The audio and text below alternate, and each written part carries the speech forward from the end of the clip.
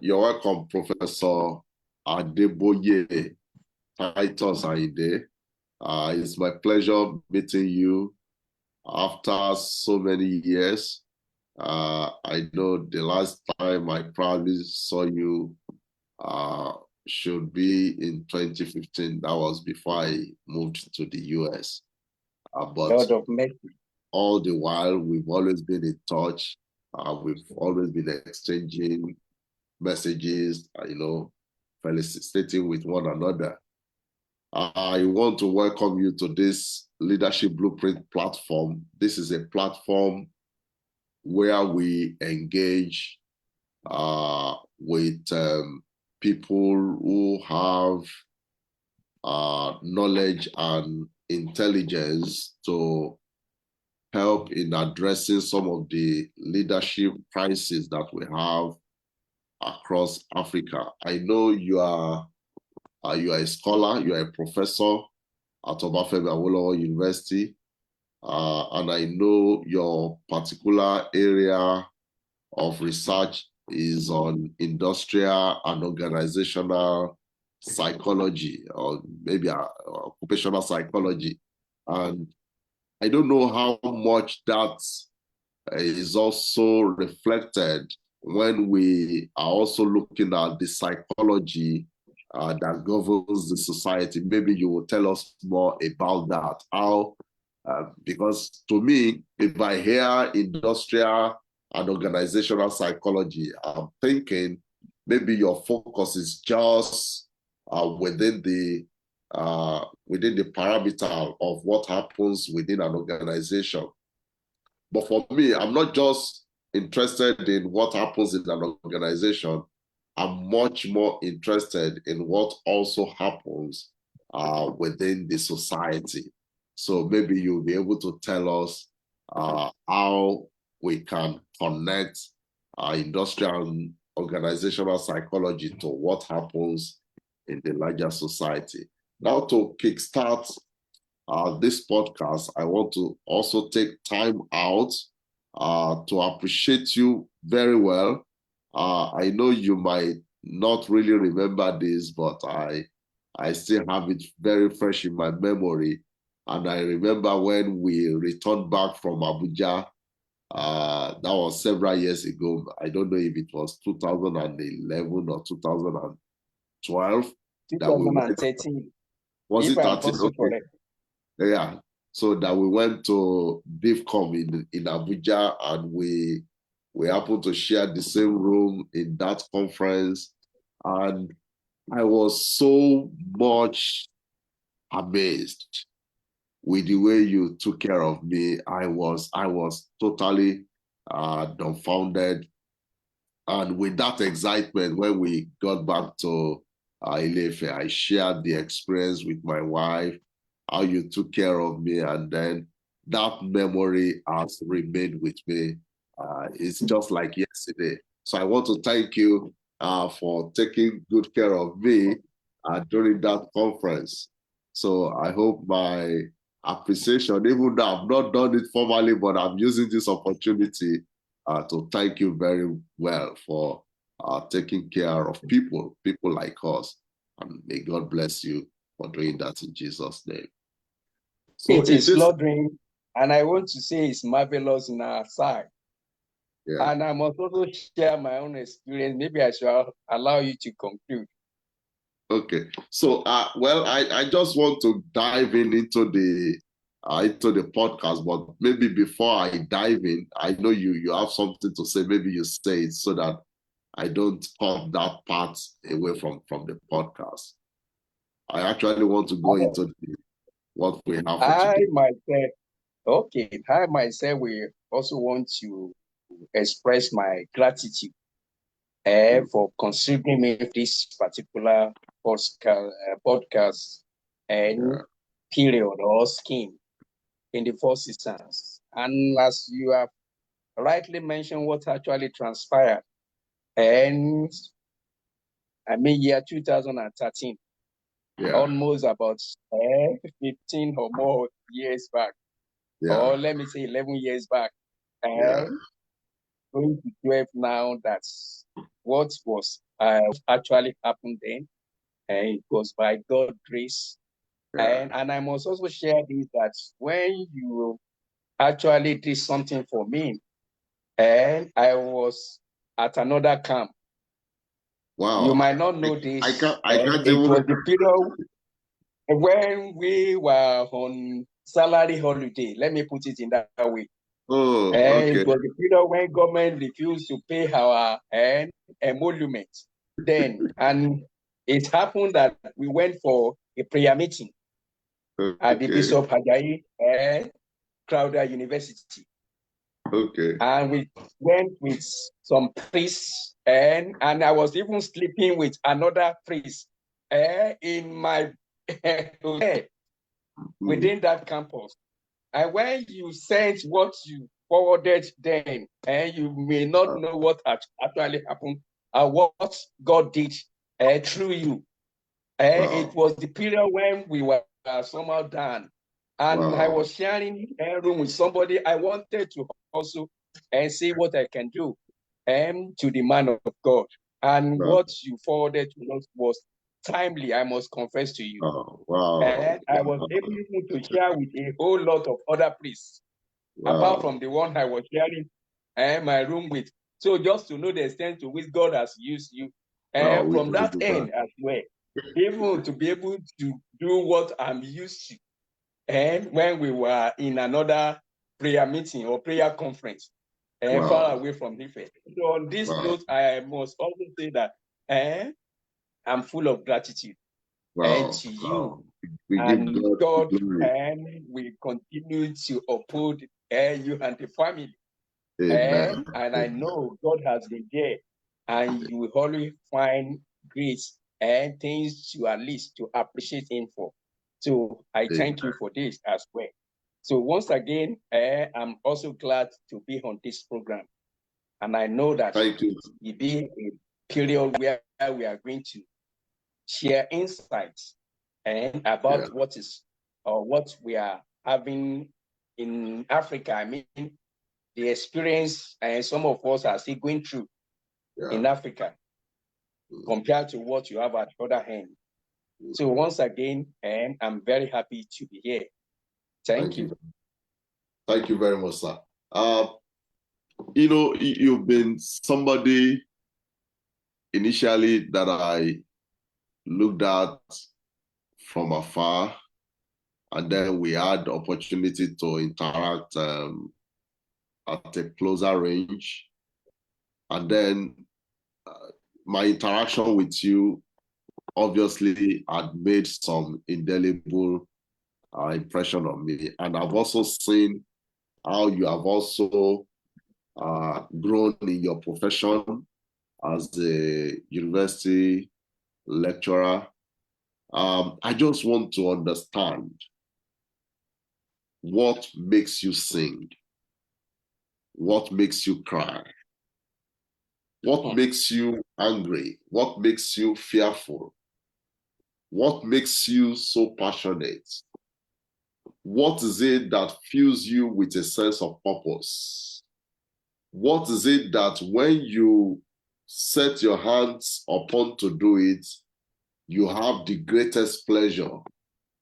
What is it that is so crucial to the fulfillment of your destiny?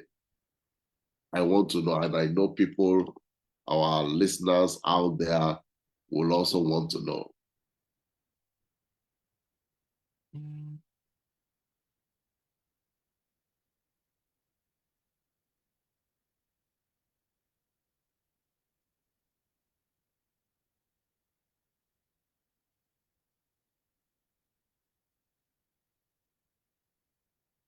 Go ahead, sir.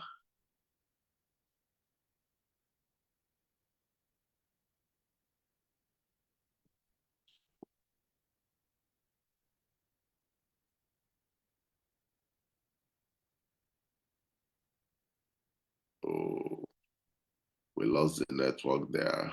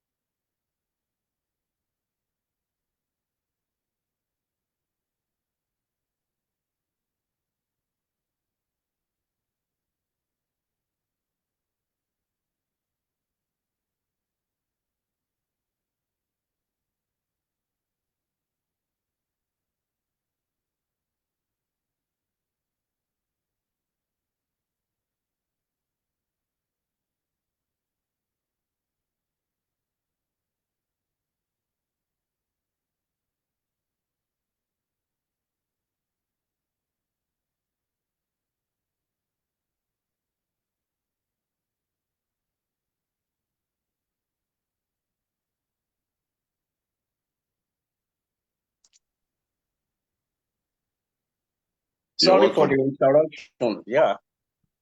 I think it is from my hand. My phone is giving signal of overheating in the summer. Okay. Okay.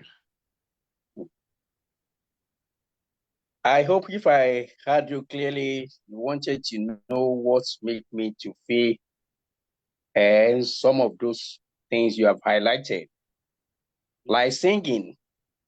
Yeah. I feel like singing when I'm happy, when I'm joyous, when I'm elated.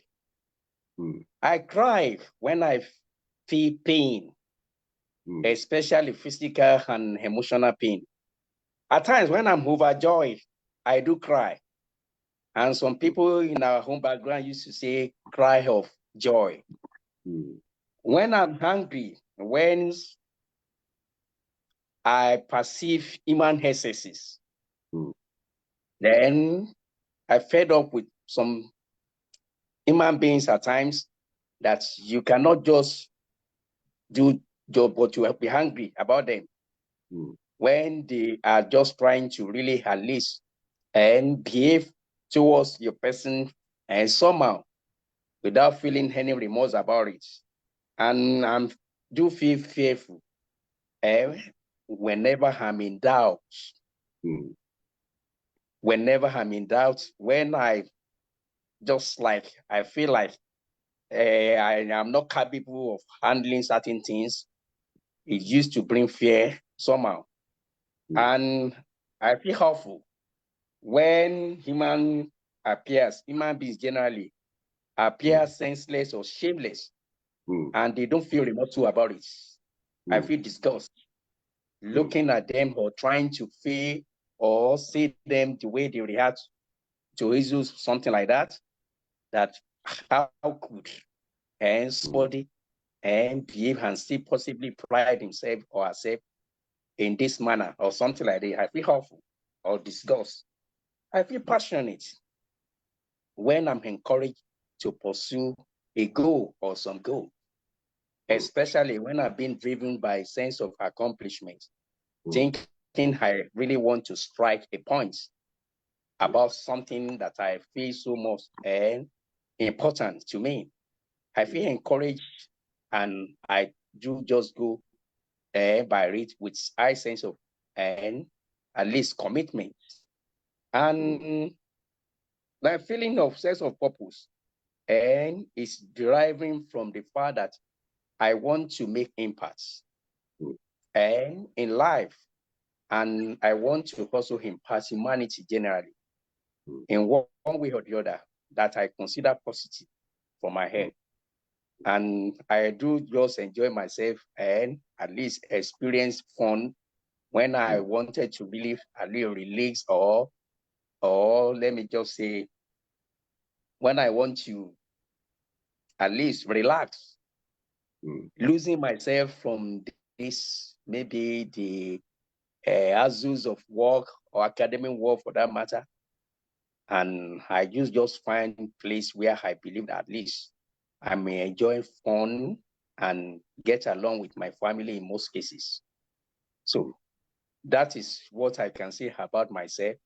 And I also want to say this maybe in form of introduction. And that's Ayinde Adeboye Titus, as you rightly put it, and a lecturer in the Department of Psychology, and specifically specializing in the area of organizational psychology or occupational psychology. And I must say that, like you possibly said earlier, that you are somehow concerned about how we can just consider the use of psychology or using the binocular of psychology to view things generally. As a professor of psychology, I want to say that I'm well versed in applying psychology to different areas of human endeavor. I'm wholly specializing in the occupational or organizational psychology, but not that I cannot as well apply psychology. Recently, I have just been chartered as somebody who can practice and who can use the knowledge of our principles of psychology and to assist in different areas of human behavior. So I think I can apply psychology to wider area beyond the scope of the organization. Thank you. Thank you very much, sir. I know you said so much trying to describe different areas of what people can see and possibly say this is who Professor Adeboye Titus Ayinde is. But I just want to ask because as humans, sometimes we are very good at projecting different images at different occasions to different people. But in all of the things that you've described about yourself, about what makes you cry, what makes you get angry, what makes you passionate, what makes you do what you're doing, what I want to ask is, in all of this, what exactly can you say makes you who you are? What can you say makes you who you are in all of this? Okay. If I understand you perfectly, I might want to believe that and I might not be possibly be made by just one aspect, but the combination of all these aspects made me tick. And what I can rely on to describe my personality as a person. And when we are talking about how I express myself emotionally, cognitively, and as well as behaviorally, you can point or pinpoint certain things about myself or about my person. In that, I hope I've been able to answer that. Yes, sir. Now, personally, I've been very passionate about how the society behaves because I'm somebody who believes in orderliness and in an organized society. I hope that in my own lifetime, in our lifetime, we'll be able to see an orderly society in Africa, across Africa. But as we speak now, we are not yet there at all. Everything is still chaotic, everything is disorderly, everything is disorganized, but we hope that we can get there.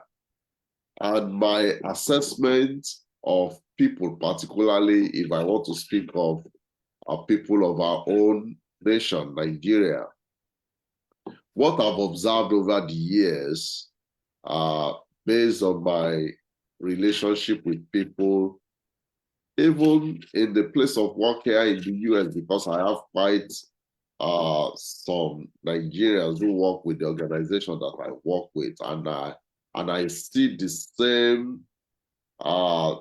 same ideas of how people can want to outsmart other people to get things.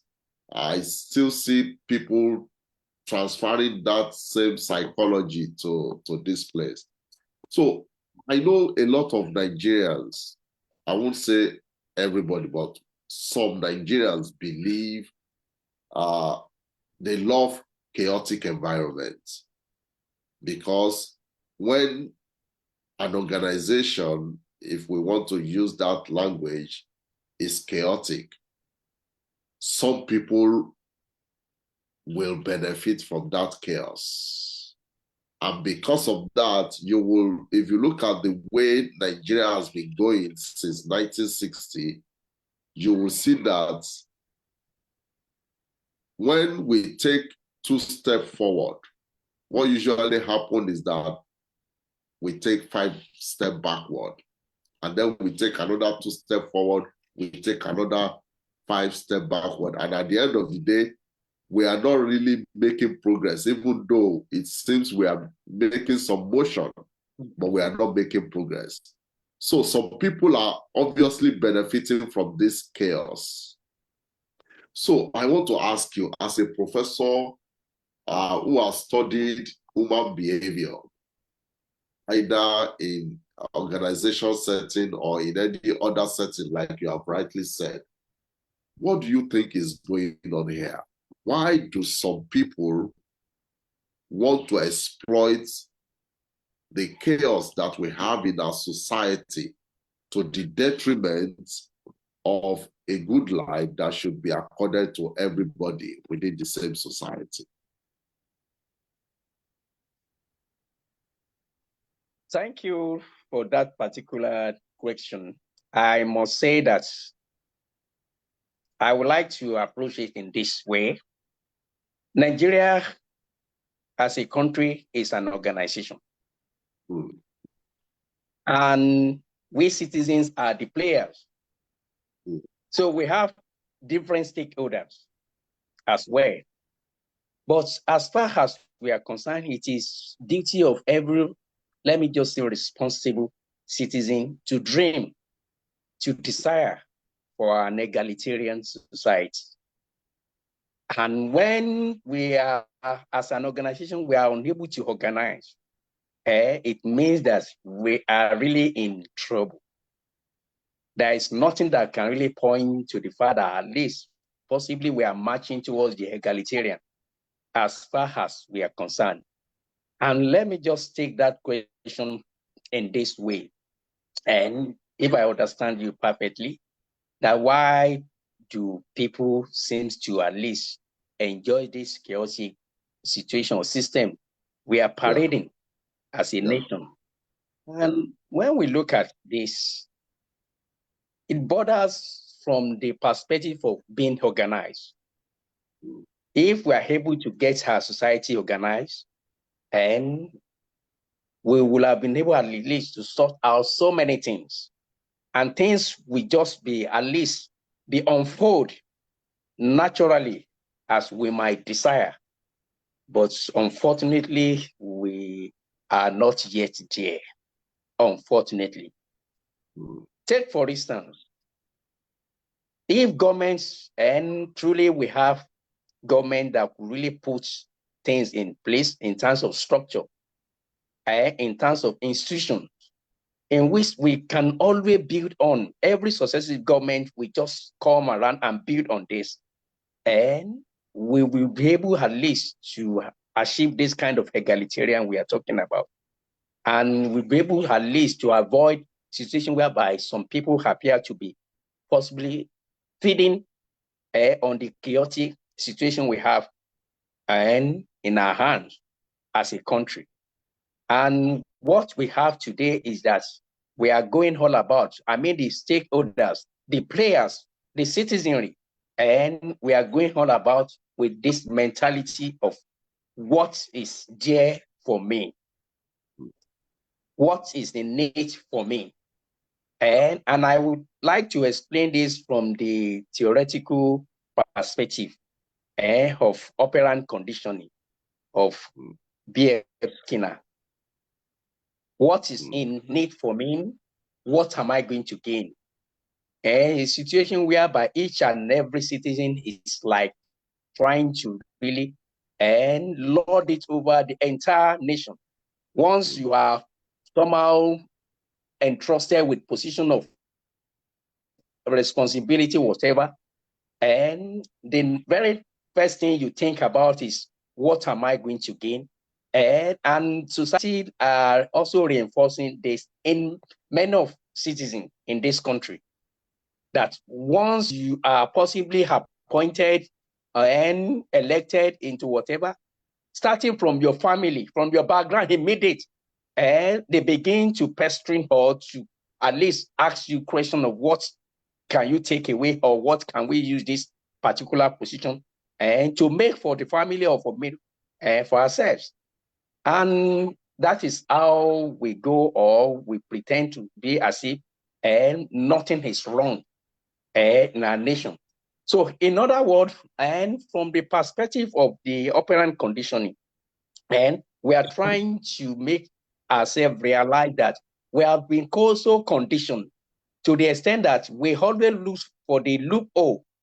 And because of the irregularity in the way we organize ourselves, and we always have loopholes, which we can just feed on and use or capitalize on to make things happen for ourselves, even at the expense of the national or collective interests. So that is why some people will want this kind of this chaotic situation or system to be sustained.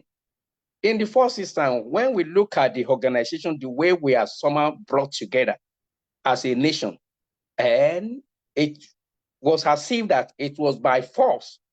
Some people resisted along the line. They accepted some kind of modification in terms of the way we are supposed to govern ourselves.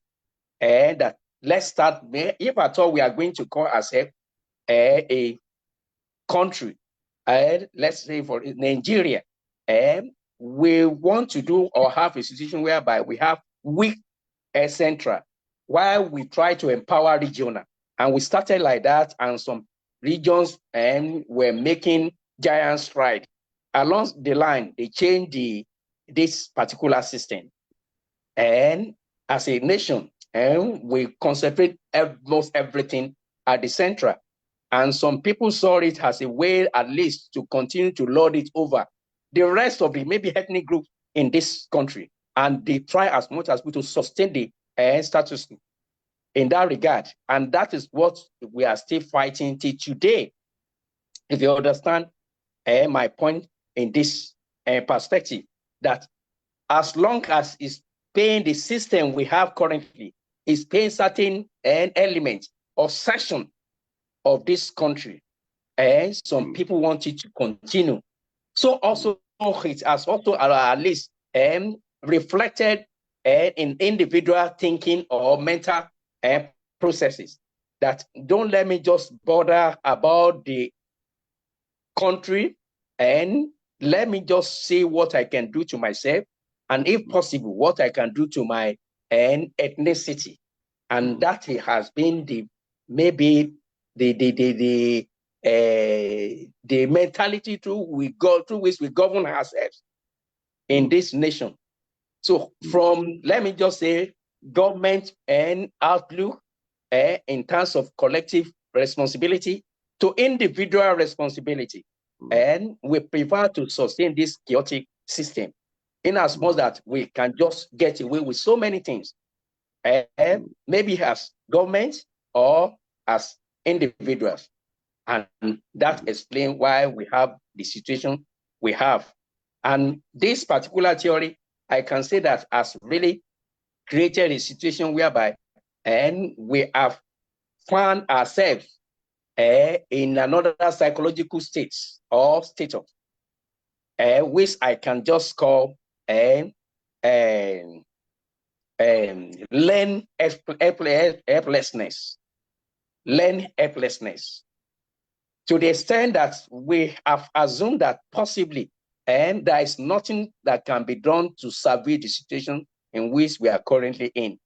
Governments has failed on several occasions to be able to put orderliness, as we might rightly desire, and to put the structure or institution that could help us to sustain or to be able to at least to have what we desire in terms of egalitarian system. And we just lose confidence. And citizenry and some other stakeholders was just trying to be helpless. Let us just continue like that. And possibly that could explain why we have a good number of citizens and prefer to travel out, because they consider the system here and as the system that cannot really make them to thrive, or the government that could also be in position and to at least put things in proper shape. It's not there. It's no longer there. And as a result of that, they wanted to try maybe their luck elsewhere. And most of our citizens are trying to really move, even en masse now, to where they consider they have organization. You might not necessarily to know or to have any influential individual before you can really become what God has destiny to become elsewhere. I mean, especially in Western world. So that has really created the situation we have, or I can call learn helplessness. And as a result of that, our behavior is reflecting, and maybe as a citizen, even government at a point in time, and just say that they have specific number of years and to spend, and they will just do whatever they could within that period and leave the wreckage or whatever behind for whoever that will succeed them. And over the years, especially in this dispensation from 1999 to this period, this is the fourth of Fifth Republic. And we have never, or we cannot really say that we have a serious government that already had lived to consider or use the willpower to put things right in our nation. So as long as we could not just have somebody that could really at least make us to identify what is right and live by what is right, and as many as possible will prevail to sustain this chaotic system. Thank you. Thank you very much, sir. I know there are certain things that I imagine from me, from what you said. We're looking at a chaotic situation that some people are exploiting at the expense of others. Now I can hear, of course, the obvious response of people who wants to exploit this situation. What is in it for me? That idea of what is in it for me as a behavior scientist, is it something? How do you want to explain that? Because what is in it for me could as well be what is in it for everybody. It doesn't. There is an approach we can follow that will benefit everybody. Nobody is going to lack. Nobody is going to be in want. We are all going to benefit from this system. But then there is another approach that will alienate some people and benefit other people. So I'm looking at that idea of what is in it for me, and also the idea that you also pushed forward that there are people conditioning the system to be in that way. So my question is, who are the people that is doing the conditioning? Or is the conditioning a result of the interaction of the people interacting with one another? Or how did that conditioning, how did it emerge? Is it as a result of people interacting with one another, or are there a specific group of people that are doing the conditioning so that they can continue to exploit the system? Thank you very much. Let's look at this matter in this way. Nigeria, I must say, that was probably established on a faulty foundation. That was why I said that it was as if by a force that we were brought together. Along the line, some people wanted to at least to do something and that could really at least assist us, even though we are forced, that we can still live together and make meaning of our lives as a nation. And they started with regional and governments. And like I said, some region and were able at least to make it, and if I want to use the word making it, and were able at least to actualize themselves as a region. Along the line, some people thought otherwise and consider this as possibly an aberration, that we should rather concentrate power at the center and being used by certain ethnic groups. I think it all started from that. The elites, the politicians in our midst started this idea of conditioning I'm talking about. That they, by their behavior, consciously or unconsciously, and they are trying to propagate the idea of what can we just do for ourselves. And as we have it among the elites and politicians, individuals started thinking in this arrangement that even actually operant conditioning is something we can use even to correct behavior, positively or to the positive end. And that we try to put certain things at stake, that once somebody could just behave in such a way that we desire, we want to really peer what we have at the end of the day, and with what he has done in terms of behavior, that he himself or she herself will be able to match this association. That after all, when I'm able to behave, I was able to behave in this manner, this has been the end result. So to the extent as that individual will be conditioned to always behave in that positive manner and to earn something that he considers as stake.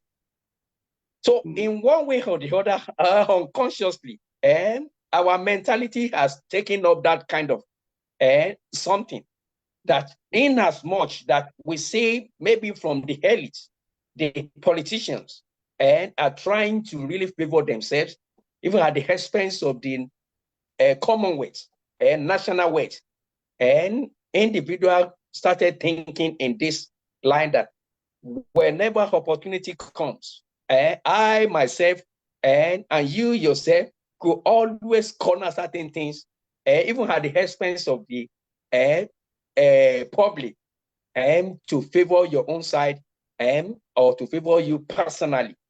And that is your personal gain. And your behavior is like tending towards and what will also fetch you personal gain. That is what we brought to the system altogether. That is the idea of conditioning I'm talking about. And like I said, the culprit and are the elites and the politicians in our midst. They started all this, and I must say that, and they have also succeeded in conditioning a citizen to be thinking in this regard. Thank you. Wow. Thank you very much. Let's move away from behavioral psychology a little bit and go to the arena of the Nigerian universities. Personally, if I look at the tertiary education in Nigeria, I'm always saddened. Either as somebody who has gone through the system and knew the injury that the system had inflicted on me as a person, or just watching young graduates who are graduating from the universities, looking towards life with high hope. Although they are very expectant of a glorious future, but the sad truth is that the future is not there for them to explore. So I want to ask, how can our tertiary education, how can we take a leap from theoretical knowledge framework? Because that is how the Nigerian education system has been structured. We are structured to just give knowledge. And we all know that a knowledge that you cannot apply is very useless. So, but how can we take that leap from that framework of theoretical knowledge to the application of principles to real life situations? Because I know that it is taking that leap. I know it is in taking that leap that many of our graduates who are jobless will begin to see themselves not as a job seeker, but as a job providers.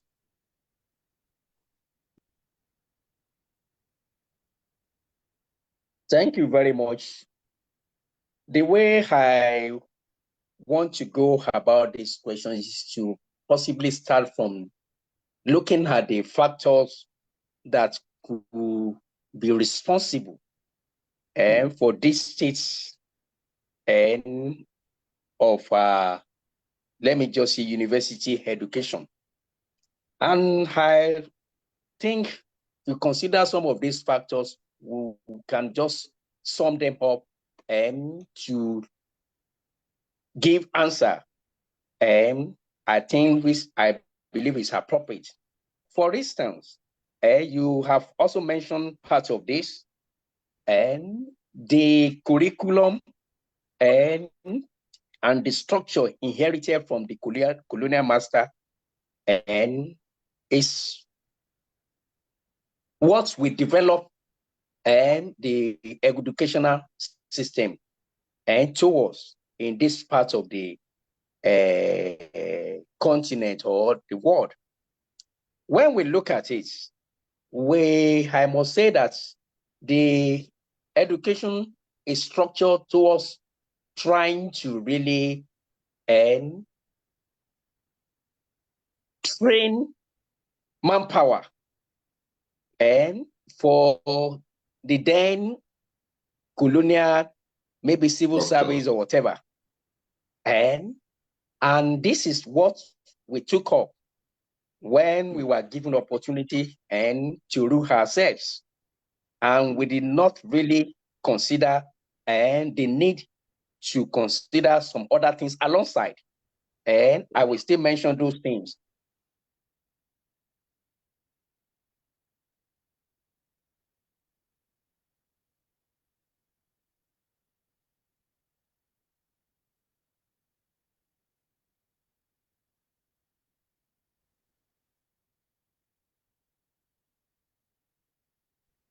Another factor is inability to tailor toward specific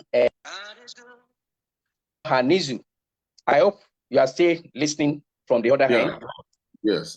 Another factor that can also be responsible for this is lackadaisical attitude on the part of the government and towards research uptake.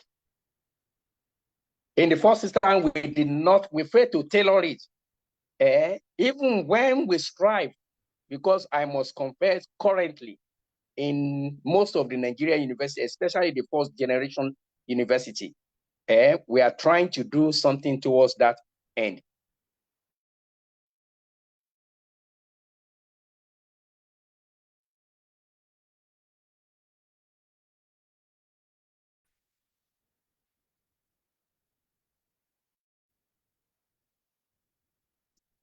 Make use of many findings we are able to derive from the research aid. And another one is politics of university establishments. And I can say nowadays, the politicians are going about this, and it's giving us a lot of headache. And I mean the sincere academics. So when we now put all this together, we now realize where we are coming from, where we are, and possibly we have any focus. any direction of where we are going, I will say, and we are still working towards that. And we are not yet there as a nation. So what can really guarantee the lives we are talking about? And we start from trying to redesign our curriculum. And thank God, the NUC, Nigeria University Commission, came up with 60 marks, which is another or latest curriculum. And that is possibly if we follow, and in terms of policy implementation on the part of the government and adhering to this by the university generally, and we might just at least make some step forward as regards trying to achieve that leap in university education. And another thing is that governments must be ready and it's not just, especially in terms of research, and it's not just for us to develop trained manpower. And nowadays, frustration we are all our young graduates are experiencing is that government is not ready to create jobs again. And even to the extent that we have experienced downsizing in the system. I could remember during Obasanjo regime, and that we have been able at least to purge the civil service. And although some people came thereafter, whatever, yet it is not as been where we usually at least employ graduates. And if we now, our university are now concentrating on trying to train manpower, we train a whole lot of graduates. There is nowhere for them to work. It means that the essence of concentrating on training manpower is being jeopardized already. So why can't we focus on trying to look at the society's solution, trying to look at the research that will bring inventions, that will promote the idea of humanity and make our society to be more friendly, that instead of trying to concentrate on manpower training. There was a year, for instance, University of Ibadan was trying to make people or the entire nation realize that they now want to really put some kind of cut into a percentage of admission for undergraduates, while they want to increase that of postgraduate. It means that they want to really develop a university that is research-based instead of maybe knowledge and or training grant alone.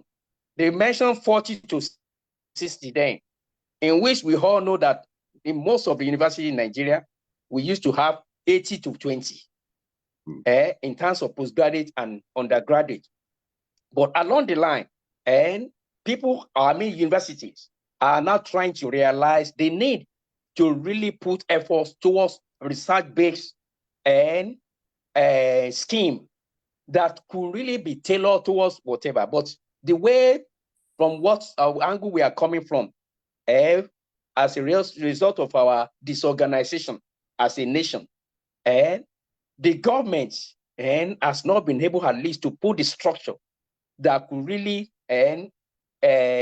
fit in or make most of the effort from the university researchers to fit into societal problems or to solve societal problems. For instance, when I was in South Africa, hardly can you see any PhD research that government must that will not be possibly originated from government. They will only come with problems or what they think the people can just research on, and they just approach universities that what can be done about this.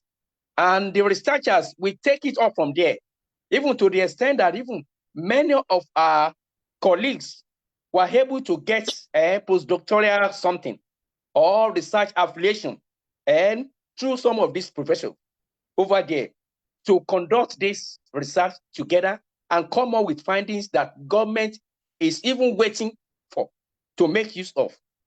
We are yet to be there as a nation.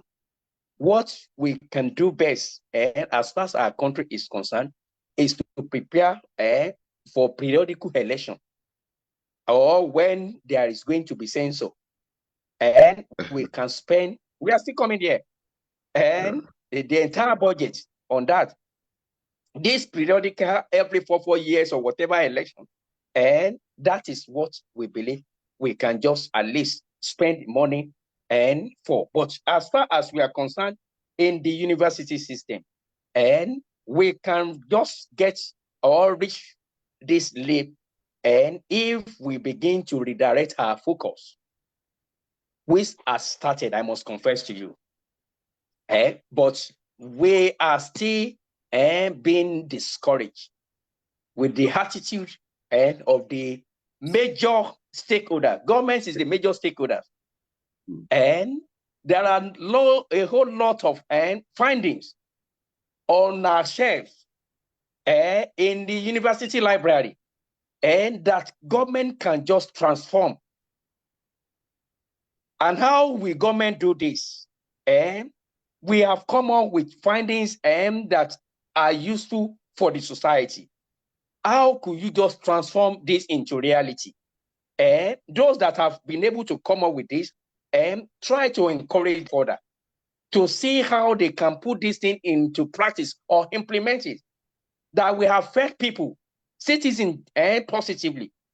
And if there are any other area that you feel that, I mean, as a government apparatus, that you want people to really focus, I mean, the researchers or the professors, constitute the eggs people, and let them be able to see what they can do about this.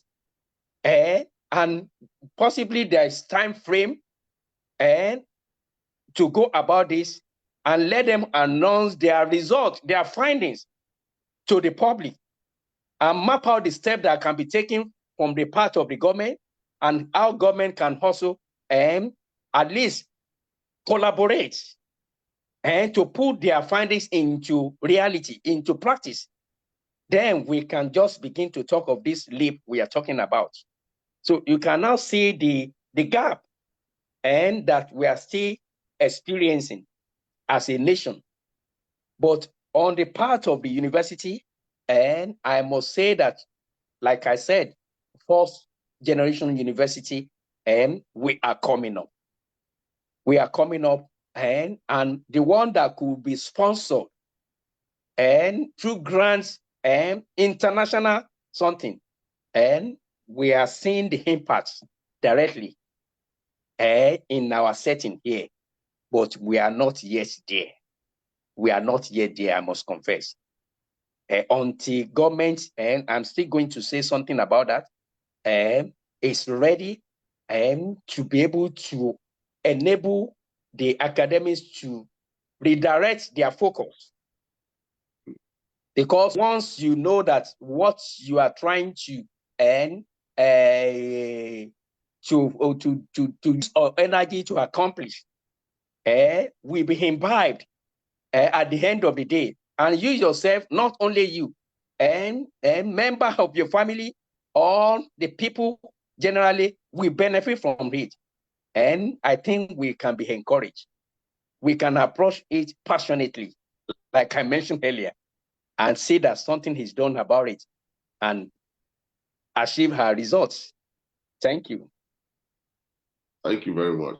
I think I get it when you said that the educational system that we have in Nigeria from the point of independence was the one that we inherited from the British, which is just to provide a workforce for the structure that they built on ground. Yes. And we all know what the structure was meant to do. It was still meant to serve their hegemony.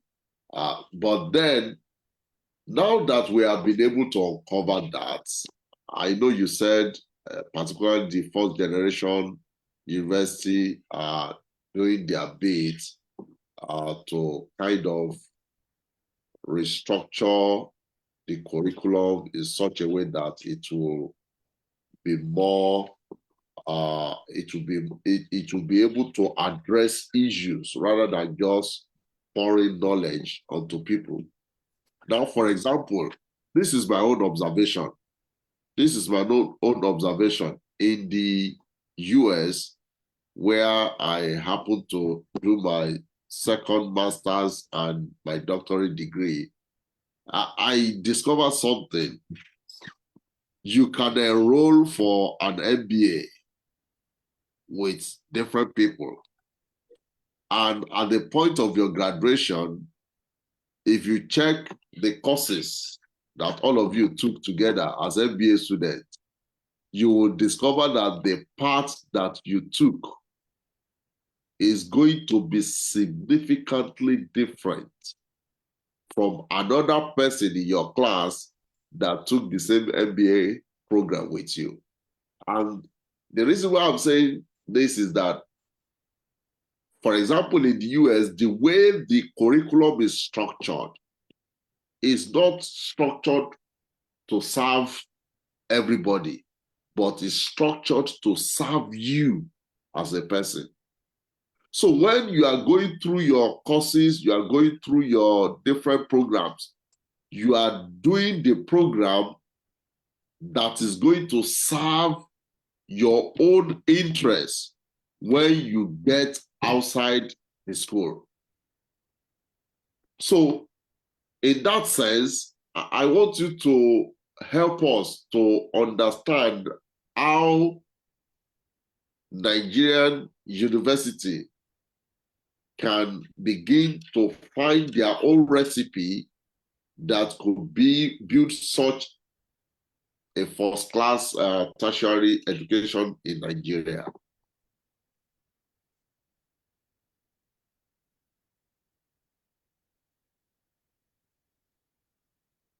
Okay, thank you.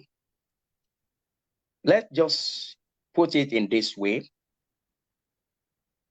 We are a developing country. Yes. And when we look at our society, the way it is being organized, like I said, we are still upcoming. And what I can say we have been able to do to some extent is to be able at least to leverage on postgraduate study and to be able to at least divide individuals to pursue certain area of knowledge. But anything below that, and we are still considering maybe holistic approach and to read. So in this part of the world, what we can do or what I believe may serve as recipe and is first and foremost the PhD, and for every individual on PhD, and we try to really ensure that we address certain components of our society, which we are doing presently.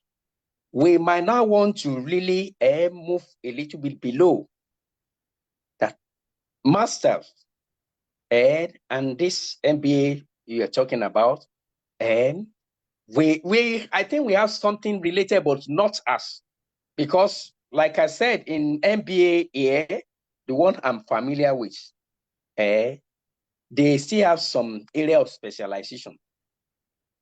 Like Madam did MBA, there is area that's centered on finance properly. There is area that's centered on management. That is the major two classification we have, especially in OAU.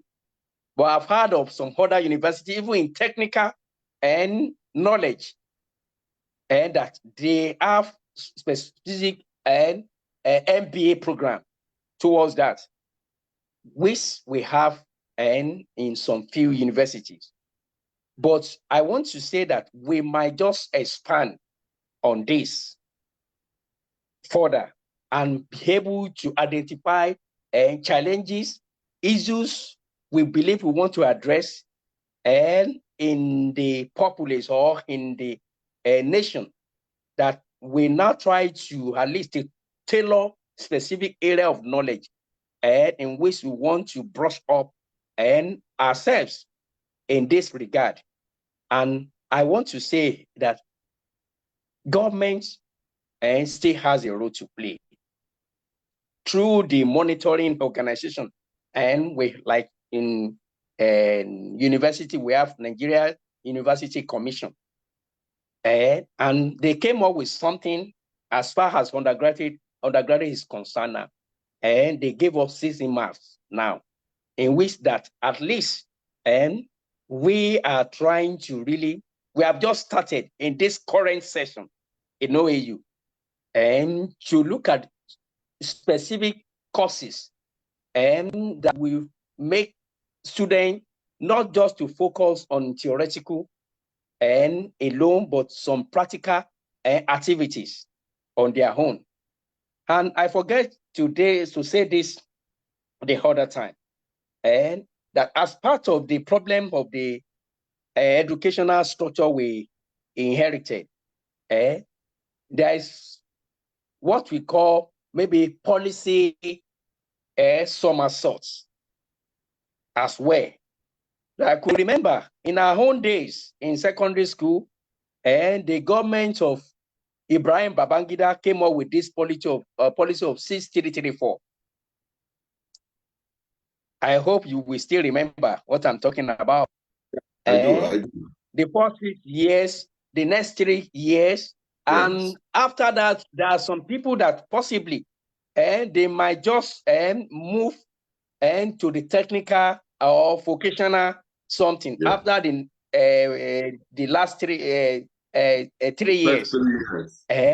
And some other people that can still cope and to move to the SS class and to go on like that, even to the university, something like that. It's not necessary that all of us, but along the line, and with Dabaru, we mismanage this particular policy. On the part of government, we want to say, and I really love that policy so well. It's a nice policy, but we didn't take the best from that policy. Yes, and we are still suffering from that until now. So if we want to really consider this as recipe, that we might reverse our step and properly pursue this, and that there will be specific and maybe educational policy that are meant or that are tailored towards solving specific things or issues and around us. It's not necessary that all of us must go to the university or whatever. Some people, I could remember, and in those years, a few of us were able to skate through because after the JS3 exam, some people could not pass very well.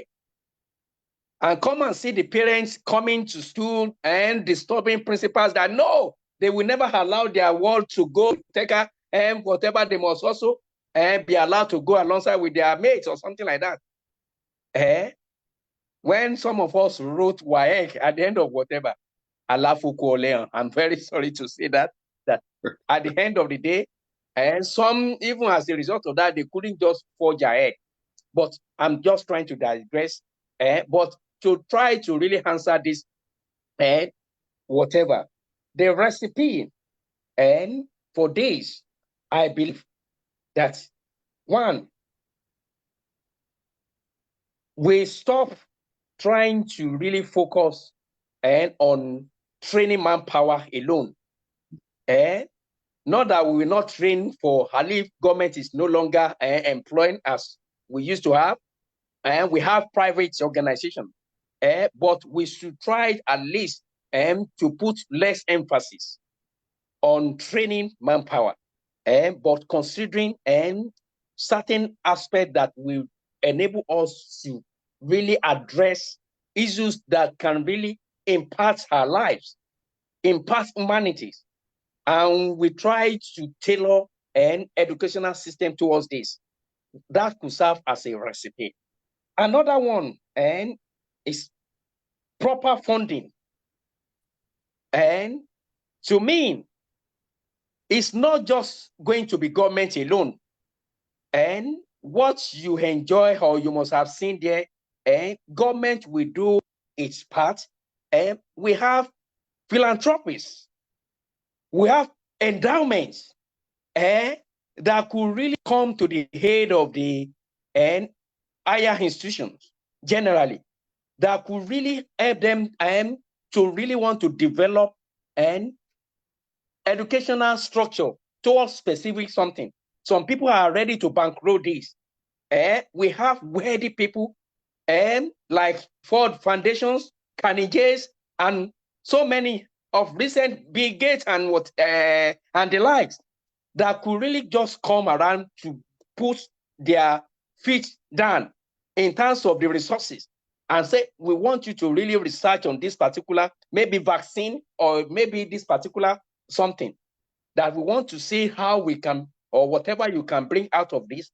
So by doing so, we may have, or this may really deepen our understanding of where or the area we should really channel our energy. And I believe it could also serve as a recipe. Another one is not just for in terms of government funding alone. Government must also ensure that at least the monitoring, evaluation, and trying to really compare university and higher institution of learning and to give feedback periodically, and that the area or specific area that is being funded and what has been achieved so far, and to what extent can we transform and our society through what has been achieved. So it will be evaluated or be monitored. Though we have countless agencies that are being put in place, but we only have people working in that place. We don't really see their effect. For instance, I mentioned for university, NUC. There's another one for Polytechnic. There's another one for some technical, something like that. But we only have them in name. We have not been seeing their impact and how they have been able to effectively monitor what is happening in polytechnics generally, what is happening in university generally, what is happening in monotechnic generally. So there should be monitoring and evaluation. It could also serve as a recipe. And last but not the least, strong welfare scheme. Strong welfare scheme that the people must be motivated. The staff of the higher institution of learning must be motivated. If we want to really have idea of first-class university that can compete effectively with other university in the world, like Harvard, like Cambridge, and some other notable ones, even in Africa here, Egypt, Morocco, and South Africa, that we must also be motivated. I mean, the university staff must be motivated. And it's not just about salary, I must confess. It's not just about salary. In South Africa, for instance, and you publish, you are going to earn something. You contribute to knowledge in diverse areas, and you are going to get something. It's not that they are paying you regular something that you think that is okay. There are certain things that you can make available. And if you make grants accessible, it's not just on the basis of favoritism or who you know. You will want to work and try to strive to make things happen. Once you realize that you are going to be compensated. So that, to me, could also be part of the recipe to have first-class university that can compete favorably with any other in the world. So I want to stop there. Thank you, sir. personally, if I have my way, I would have wished that my children do not only have primary education in Nigeria, but also have secondary education along with it, because what I have discovered personally is that our elementary, primary, up till secondary school education, I can say that we are still very competitive at that level with with most other countries in the world. But where I really see the big gap is at the tertiary level. And it's so shameful that people that you know that are very good academically at the primary, secondary school level, because of the failure of the system, they begin to live below their potential when they get to the university. So I just want to ask you, what exactly is happening that is affecting the transitioning period between the secondary education and the tertiary education in Nigeria? Where is that gap? Where is it coming from? And what is responsible for that gap, for that huge gap? Thank you very much. Actually, the educational system, I mean, the primary, secondary, tertiary, are meant to follow sequential order. Yeah. That was the way we were brought up.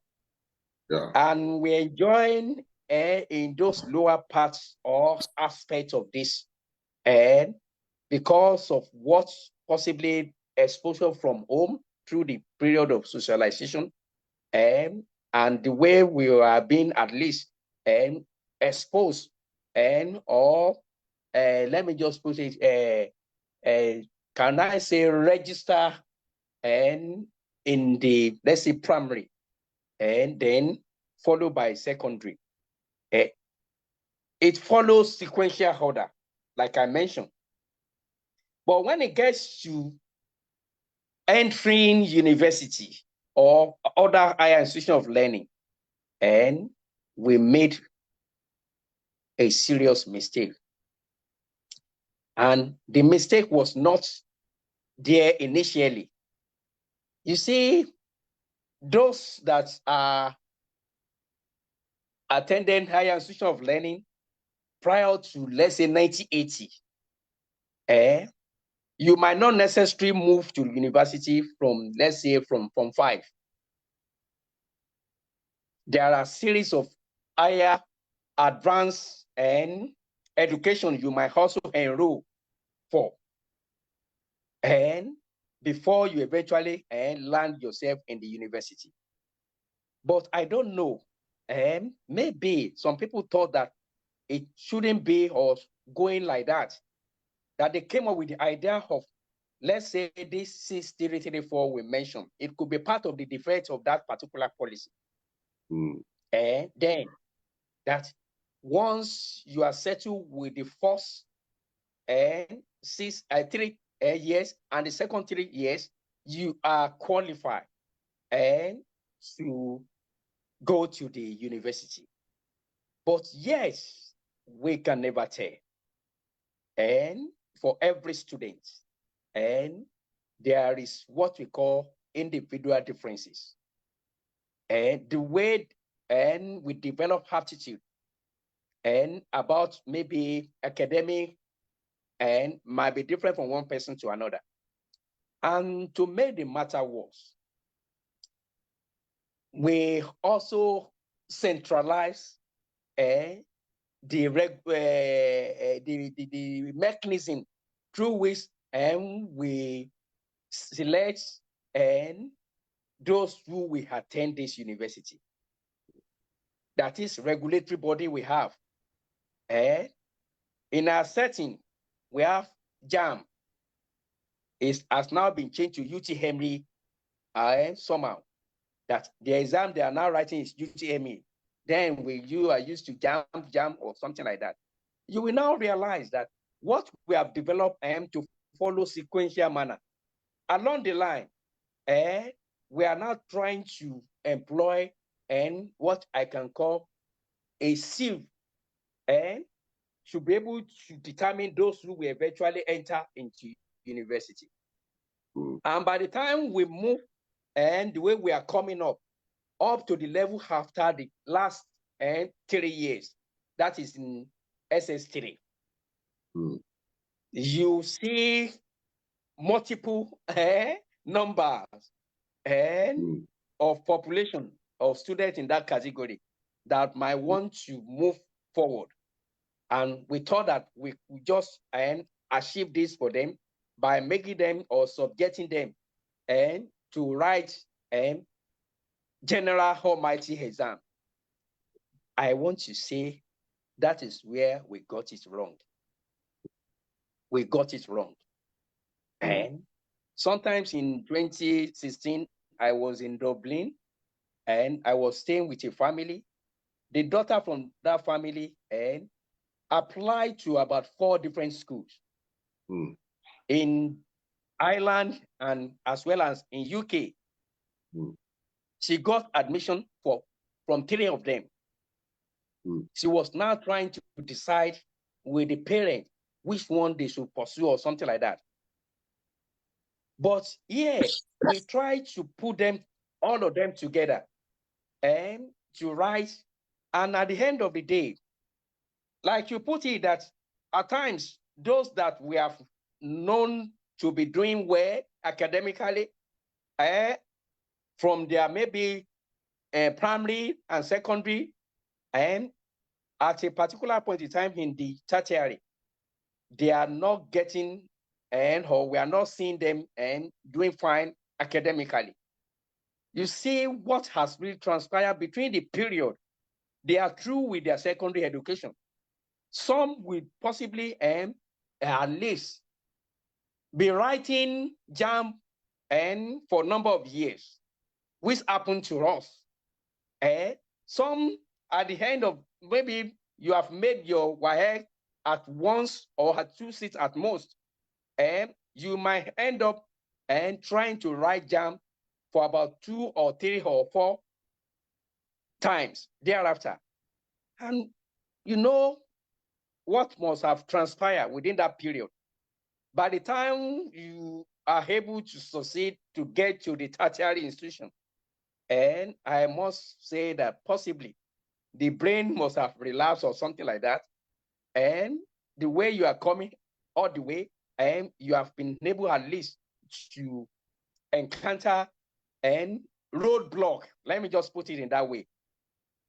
And by the time you are able to skate through, and you might not be exactly who you are, or who you were while you were coming up gradually. Certainly, this will affect your performance in the tertiary institution. And you see possibly people struggling.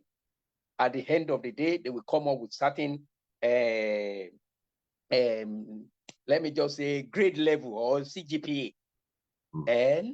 But all the same, I must say that by the idea of trying to over-centralizing through this regulatory body, for this time in our own setting, JAMB may cause or may be responsible for this thing we notice about the performances of students at the tertiary level. So this might explain or might explain the gap we have in this area. Thank you. Thank you very much, sir. I have just 2 more questions to ask you, and then we'll be closed in this podcast. The first one is I want to get your assessment of what you think is probably the most suitable leadership practice that we can have in Africa? What leadership practice do you think is most suitable for a society like African society? Do you have any theory out there that you think this definitely would be most suitable for our society? Definitely, the democracy is not working, and that is the truth. So, what do you have something that you think will probably work in Africa? I would like to really answer that question in this way. In terms of leadership theory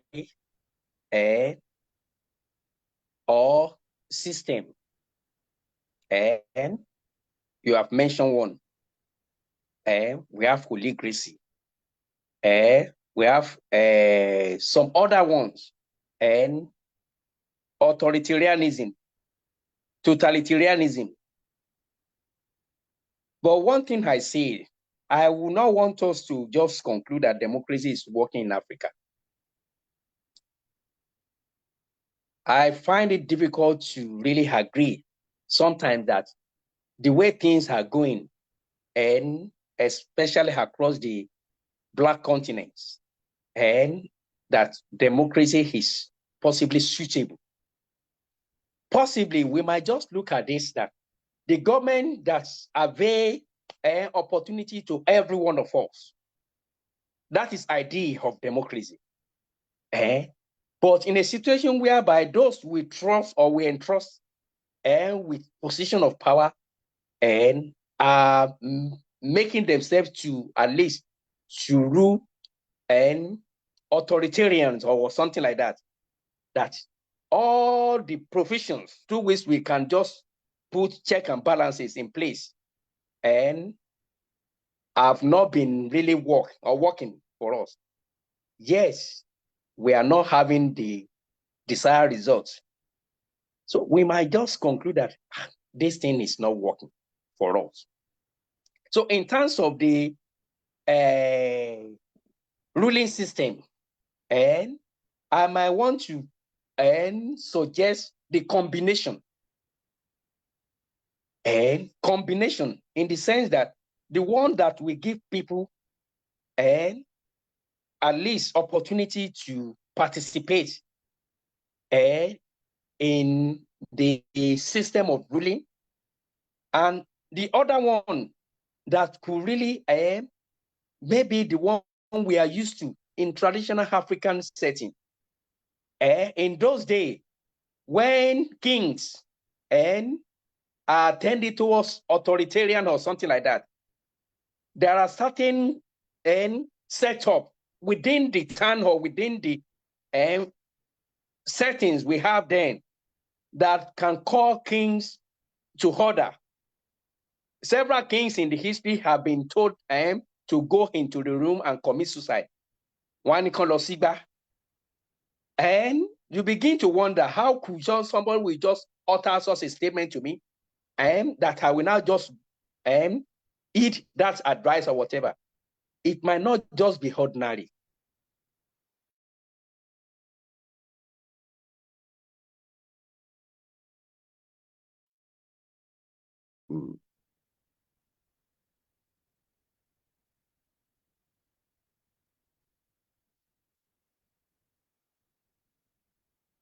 Sorry.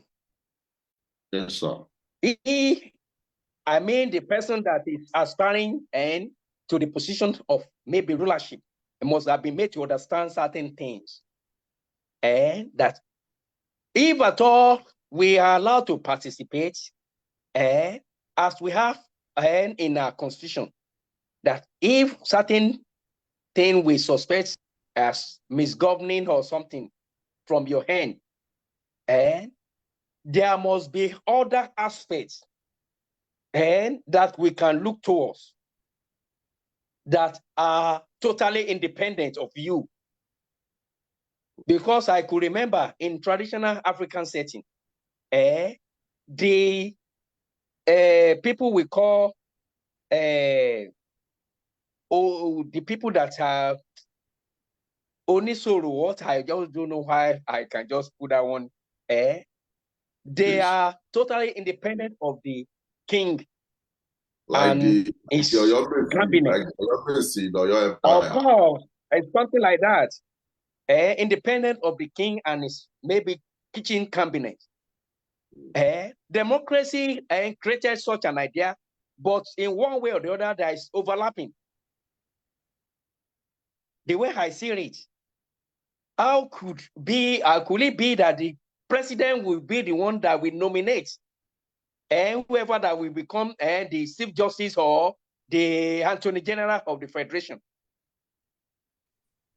There could be the way we are going to have whoever that will hear the affairs of some of these other whatever, to be independent of the Mr. President or the executive.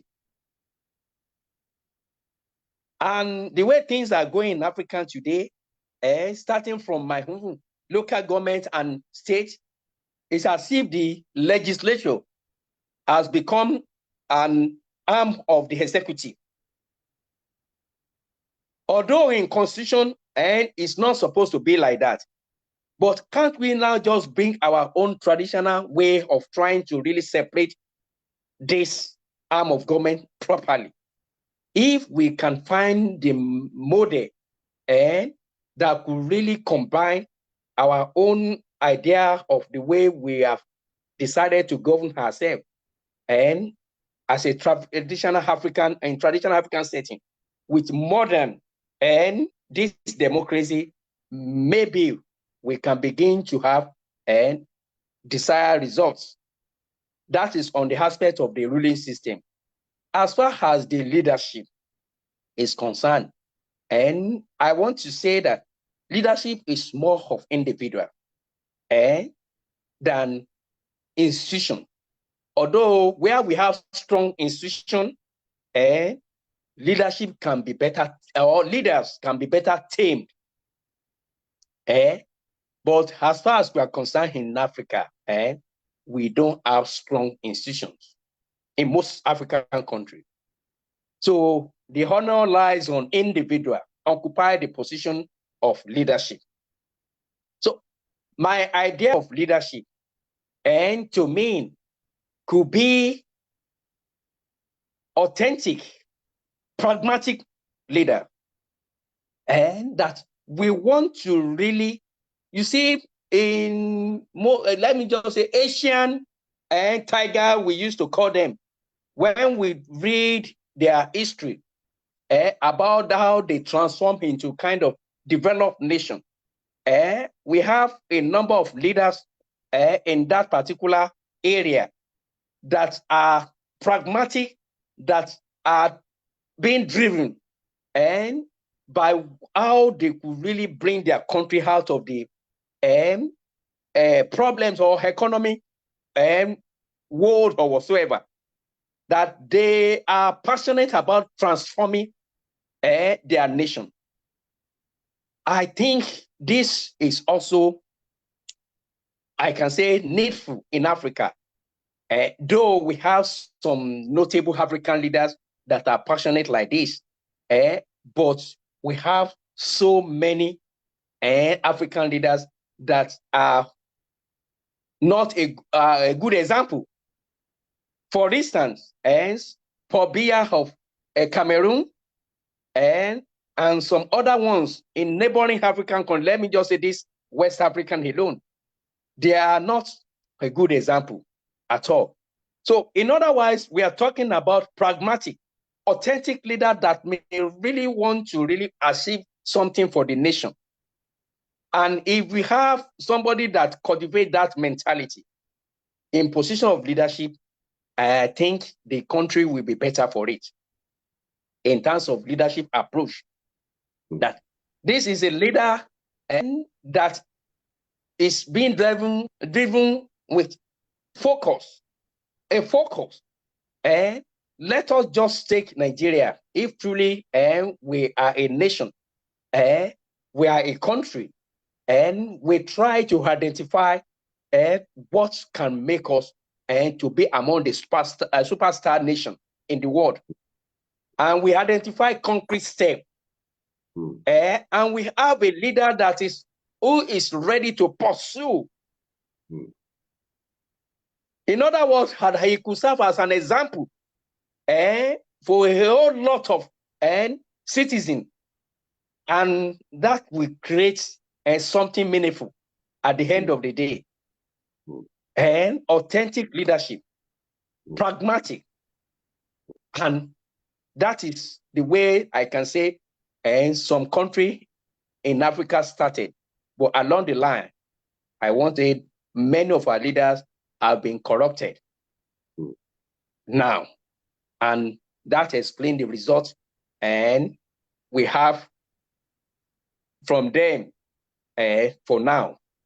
So authentic leadership and pragmatic leadership is what's the approach I want to suggest. Approach is rather that I think could be helpful in terms of trying to taking this nation out of the imbroglios. Let me just use that word. Thank you. Thank you very much. I think I completely agree with you that we need some forms of leadership that requires participation from other people, from the people that are led. We also equally need their participation in the governance, which is what democracy is anyway. But for some reason, like you said, we've seen it already been hijacked by some unscrupulous elements. On a final note, I just want to hear about how do you practice self-reflection? Usually, I love to hear about people that I love and respect. I love to hear how they go about their daily activities. So, how do you practice self-reflection? First and foremost, self-reflection can be described as one's conscious effort and to monitor what one is going through, what is going on in our mind. And our mind is nowhere to be located, but just about our thinking processes. Yeah. And do we specifically plan to monitor this? And for individuals, there are different ways we do it. Some may not even be aware of this. Why some of us that could, by virtue of what we study, and for a psychologist, we want you to understand that that is what we call introspection. And for so many other people, they might have different ways which they cannot properly describe. But what we understand by introspection in psychology is talking about this conscious monitoring of mental processes. And as to be able to channel our behavior appropriately. Especially, we believe we are organism that is always being sensitized by stimuli. What is stimulating us around, and maybe physical and some other form of environments. So if you are conscious of this as an individual, you might want to really take time to yourself to be able to evaluate what has really transpired in your thoughts, in your reaction or responses to your immediate environment. So personally, I'm somebody that I can't sleep every night without having to really take a record or trying to think through some of those things I've experienced during the day before I could sleep on daily basis. And I try to that's various activities that have really occurred and in my life for that particular day. At times, it may take some time for me to sleep, and when I'm disturbed by any one of them. You see, the way you react to issues, you respond to some things, you might feel that it's not proper enough, and you try to really think or feel somehow about it, somehow. But in other words, or most importantly, and you try to really look at your thought process. While you are considering some of those things that have already happened to you, and you may gain insights and as per what you can do if such a situation occur again. So when you have reoccurrence, and if you are able to reflect on the previous activities and of your life, you will be in better position and to give much more appropriate response. And while you are able to do that, it means you have been able to learn from the past. And it might be mistake, it might be error, it might be pleasant things as well that you feel like giving similar response to be able to create the feeling you experienced when you first had such an encounter. So personally, and how I usually carry out self-reflection, and is on daily basis. I'm still going to do that even this night. And whenever I lay on the bed, and I will take some few minutes to reflect on what has transpired and throughout that day, and make certain deduction. And you see us trying to really correct the area we believe we should correct, and improve in some area and we will believe to improve on, and trying to get better and on daily basis. Like goal of psychology, and we are talking about human actualization and human happiness, self-actualization and human happiness. That if you want to self-actualize, it is very, very important to in and self-reflection, and you'll be able to ascertain where you can consider as your strong point for the day and low point for the day, and trying to do or what can be done to those areas that is low for that particular day, that you improve on and you become better and following and on daily basis, and are working towards it until we self-actualize. And doing this, we are trying to create some level of happiness, and that once you are able to get it right, and you will be happy with yourself, and it also affects our mental well-being in life. So basically, on daily basis, and I do and indulge in self-reflection, especially when I lie on my bed, and I try to be conscious of every detail, what has happened and to me in my life, what I've experienced, the encounter I had, and so on, and trying to make certain deduction from them. Thank you. Thank you very much, Professor Adeboye, Titus. It's been an exciting conversation with you. I want you to say me well to your family, to your wife especially, and to your children. I hope we can catch up some other time to have another conversation in the future. So till then, I want to thank you very much for taking time out to have this conversation with me, sir. Thank you for having me. Thank you, sir. Bye-bye, sir. Welcome. Yeah. Bye. Bye.